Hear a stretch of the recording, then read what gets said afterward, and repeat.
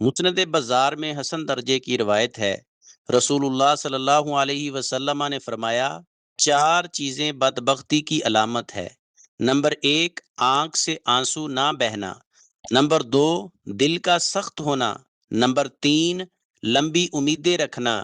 Number چار، دنیا کی ہرس۔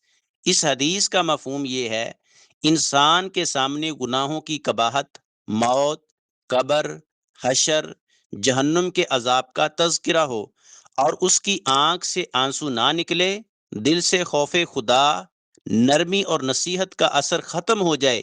جب دل سخت ہو جائے تو انسان نصیحت سن کر بھی بے اثر رہتا ہے اور گناہ کی پرواہ نہیں کرتا۔ لمبی امیدیں رکھے، موت کو بھول جائے، آخرت کی تیاری سے غافل ہو جائے، حلال یا حرام کی پرواہ کیے بغیر مال اور دنیا جمع کرنے کی لالچ میں ہی مگن رہے۔ یہ چاروں چیزیں ایک ساتھ ہوں تو انسان کی روحانی تباہی یقینی ہو جاتی ہے۔